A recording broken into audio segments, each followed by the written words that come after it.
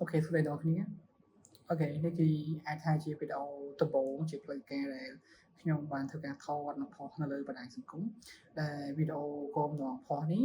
គឺជាការណែនាំខ្លួនតិចតួចនិងប្រាប់ពីថាតើលើ page ហ្នឹងធ្វើពីអ្វី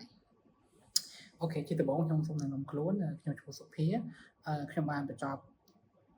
ទៅលើផ្នែកព័ត៌មានវិទ្យាហ្នឹងតាំងពីឆ្នាំ2021នៅខេត្តបាត់ដំបងនៅឯវិទ្យាស្ថាន Project ភូមិភាគតេជោសានបាត់ដំបងអូខេសប្តាហ៍នេះខ្ញុំធ្វើការជា web developer នៅទីក្រុងភ្នំពេញអញ្ចឹងសម្រាប់page នេះបង្កើតឡើងមកក្នុងគោលបំណងចែកម្លែកចំណេះដឹងប៉ុន្តែក៏មិនបានតាំងខ្លួនថាជាអ្នកដែលមានចំណេះដឹងជ្រៅជ្រៅអីណាស់ណាដែរតែទាំងនឹងធ្វើជាផ្នែកទូចមួយនៃរួមចំណែកក្នុងការបំពេញនៅចំណេះដឹងដែលគាត់ខាតទៅលើដែលសិស្សដែលគាត់ទៅចាប់ដើមរៀនខាងព័ត៌មានវិទ្យាឬក៏សិស្សឆ្នាំ1ឆ្នាំទី2ដែលគាត់រៀន less knowledge ពាក់ព័ន្ធជាមួយនឹង basic ឬក៏ trick ទីទូចហ្នឹងអូខេអញ្ចឹងនេះជាគ្រាន់តែជាវីដេអូណែនាំខ្លួនទេ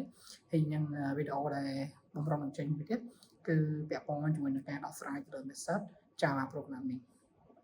អញ្ចឹងខ្ញុំមិន focus ទៅលើ program មួយណាជាក់លាក់ទេគឺគ្រាន់តែបើសិនជាមានអ្នកទាំងអស់គ្នាត្រូវការឲ្យជួយដោះស្រាយបញ្ហាអីអាចផ្ញើមកខ្ញុំនឹងជួយដោះស្រាយឲ្យអញ្ចឹងជួបគ្នានៅវីដេអូបន្តអរគុណ